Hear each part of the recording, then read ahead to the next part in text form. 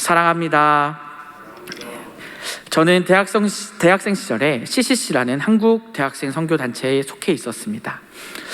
이번 월요일부터 오늘까지 그 선교에서 여름 수련회가 진행되는데요, 저는 항상 그 여름 수련회를 너무 기다렸습니다. 졸업하고 나서도 지금도 온라인으로 항상 그 수련회에 참여하곤 했습니다. 이유는 간단합니다. 그곳에 참여해서 또 많은 청년들과 같이 기도하고 나라를 위해서 기도하고 연합해서 기도할 수 있기 때문이죠. 이번에 비록 온라인으로 진행되었지만 항상 한 10,000명 정도의 청년들이 같이 기도합니다. 저는 너무 이번에 또 같이 기도하며 특별히 이번에 다니엘 본문으로 또 말씀을 듣는데요, 제가 오늘 말씀하는 그 본문이 그대로 있더라고요. 더욱더 다니엘의 그 기도를 본받게 되고 또 특별히 내가 맡은 그 유년부 친구들을 위해서 더욱더 열심히 기도하고 섬겨야겠다는 생각을 하게 되었습니다. 그렇다면 우리는 다니엘의 어떤 모습을 본받고 기도하고 헤쳐나갈 수 있을까요? 본문 앞부분을 지난번에 다니엘 설교 때 배웠습니다. 3주 동안 기도했는데요, 다니엘은 정말 열심히 기도했습니다. 금식하며 간절히 중보기도했습니다. 다니엘은 하나님께 자신을 위한 기도가 아니라 이스라엘 백성들을 위해서 중보기도했다고 배웠습니다. 그리고 오늘 본문을 통해서 다니엘은 하나님께 응답받는 것을 우리가 볼 수 있습니다. 오늘 본문 앞절에 20절에 중간 지점인데요, 그 20절, 21절은 다니엘의 기도를 정리합니다. 여기서 우리가 유익 있게 볼 것은 바로 다니엘의 고백인데요, 다니엘은 내 죄와 내 백성 이스라엘의 죄를 자복한다고 오늘 말하고 있습니다. 우리는 죄인입니다. 우리의 죄를 하나님께 고백해야 합니다. 하나님께 기도하기 전에 가장 먼저 해야 할 것이 내 죄를 하나님께 고백해야 한다는 것이죠. 다니엘은 자신의 죄와 이스라엘 백성들의 죄를 고백하며 복을 구하고 있는 것입니다. 그리고 하나님의 이름을 위해 기도합니다. 거룩한 산이라는 표현을 쓰는데요, 이것은 바로 예루살렘을 의미합니다.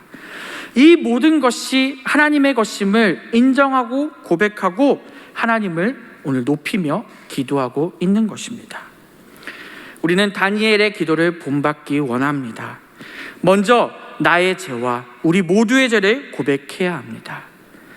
하나님께 죄를 드리고 간구할 때 우리의 기도를 들어주시고 복을 주신다는 것입니다.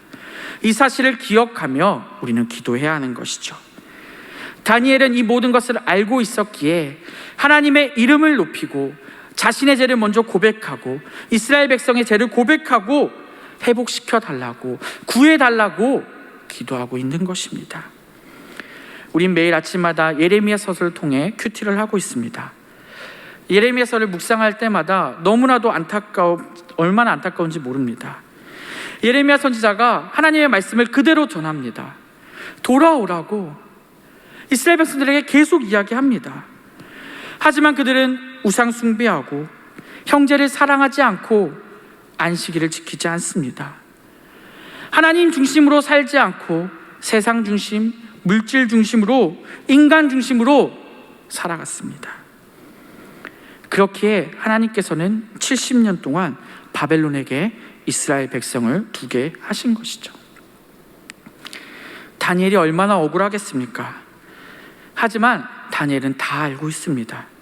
하나님께서 그렇게 하신 이유를요, 이스라엘 백성들을 깨끗게 하시기 위해서 하나님께서 계획하시고 그 모든 것이 하나님의 뜻이라는 것을 이 다니엘은 알고 있었던 것이죠.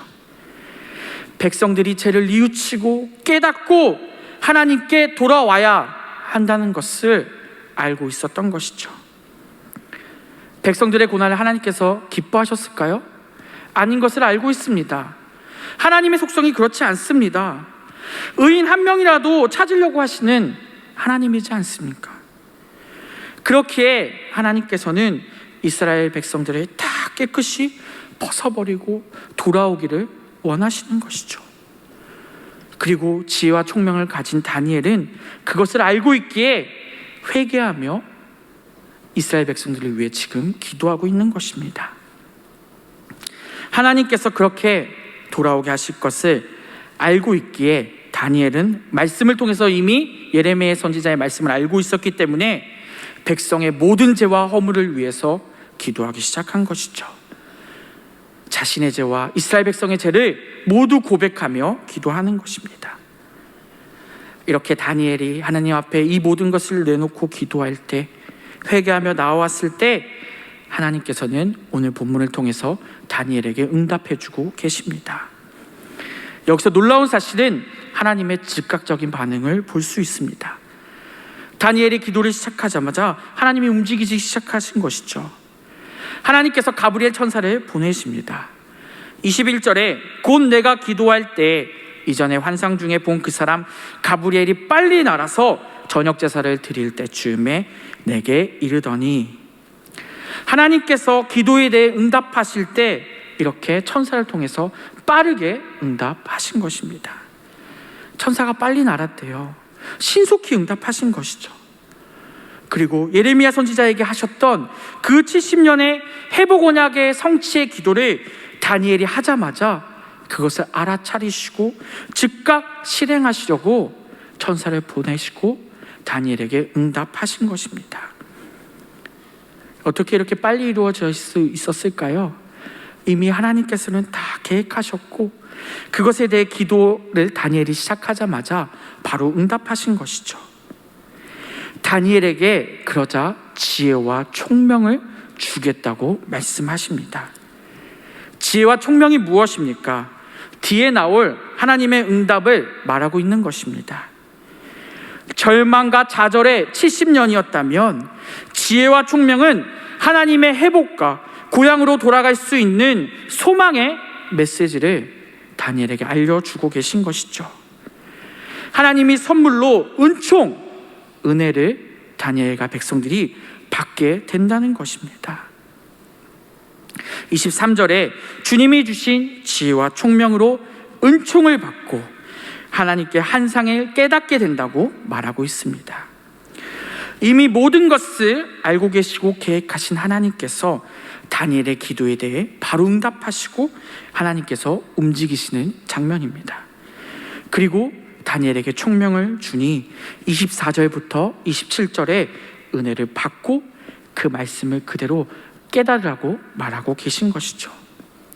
이 얼마나 감사한 하나님의 말씀입니까? 우리가 기도할 때 이렇게 바로 하나님께서 우리에게 응답해 주신다면 얼마나 감사하겠습니까? 하지만 우리가 기도할 때 때로는 오래 걸릴 수도 있고 또 때로는 짧은 시간 안에 응답받을 수도 있습니다. 하지만 또 어떤 기도는 응답되지 않을 수도 있습니다. 우리가 중요하게 알아야 될 것은 기도의 응답의 주체는 누구십니까? 바로 하나님이시라는 것입니다. 우리가 기도할 때 중요한 것은 하나님의 뜻에 합당하게 기도하고 있느냐, 바로 이것이 중요한 것입니다. 하나님의 뜻에 합당한 기도를 해야 한다는 것이죠. 나의 욕심을 위해서 하는 기도가 아니라 하나님의 영광이 나타나기 위한 그러한 기도를 우리가 하고 있는 것이 확인해야 된다는 것입니다. 그 기도는 속히 응답받을 수 있는 것이죠. 이러한 기도를 다니엘이 했을 때 하나님께서 지혜와 총명 주시고 은혜를 베푸셨다는 사실을 우리가 기억해야 합니다. 그리고 다니엘에게 은총으로 환상을 깨달으라고 말씀하십니다. 24절에서 27절은 70일에 대한 언약 이야기가 나옵니다. 다니엘의 기도에 대한 응답은 회복에 대한 이야기도 있습니다. 그런데 더 놀라운 사실은요, 장차 오실 예수 그리스도에 대한 이야기와 또 예수 그리스도의 재림에 대한 이야기까지 그 짧은 구절에 다 담겨 있습니다. 다니엘이 예상할 수 없는 엄청난 이야기들이 그 구절 속에 다 등장하게 되는 것이죠. 그렇기에 그 말씀을 하나님의 은총으로 받으라라고 다니엘에게 말씀하시는 것이죠. 24절에서 27절 그 70일의 언약을 이야기하시면서 세 번의 구체적인 기간을 이야기하시고 우리에게 세 가지를 말씀하십니다.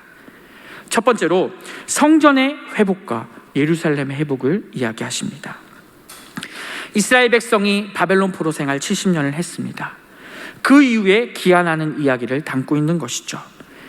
예레미야 선지자에게 말씀하셨던 예언이 이루어지는 것이죠. 다니엘이 왜 기도했습니까? 그 말씀을 기억하고 기도하지 않았습니까?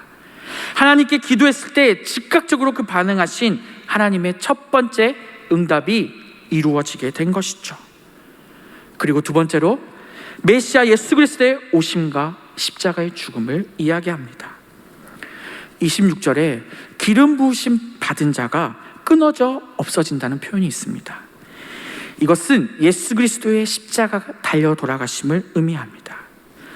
이것은 어찌 보면 이스라엘이 무너지는 것처럼 보일 수도 있습니다. 표현 자체가 굉장히 강력하죠.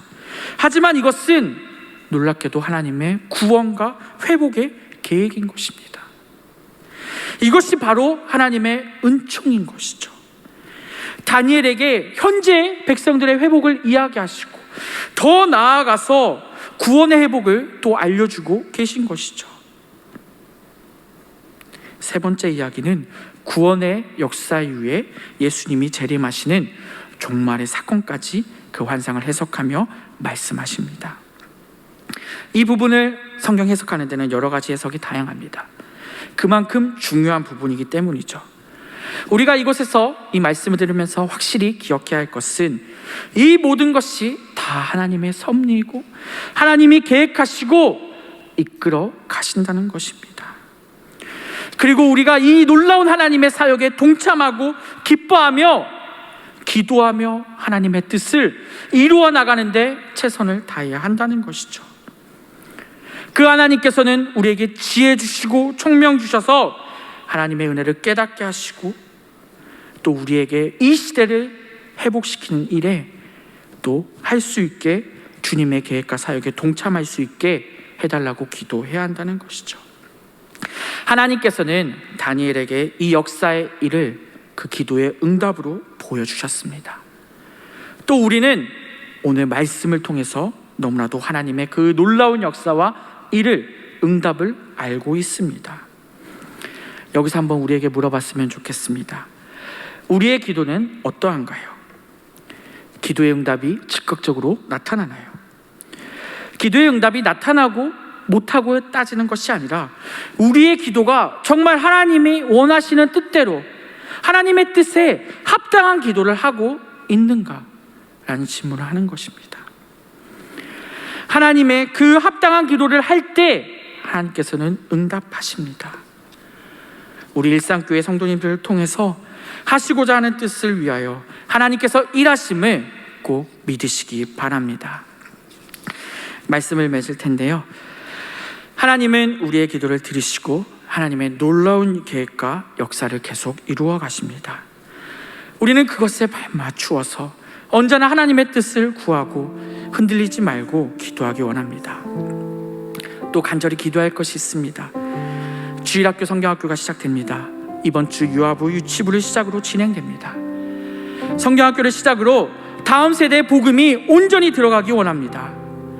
복음으로 백신을 맞아 다음 세대가 회복되기 원합니다. 바이러스가 물러가고 어렵다는 이 후곡 학원가에 변화가 있을 수 있게 우리는 더 같이 함께 기도해야 합니다. 무엇을 두려워하십니까? 하나님의 뜻대로 기도하면 하나님께서 응답하십니다. 그 하나님을 믿고 우리는 그 하나님의 뜻을 구하며 온전히 기도했으면 좋겠습니다.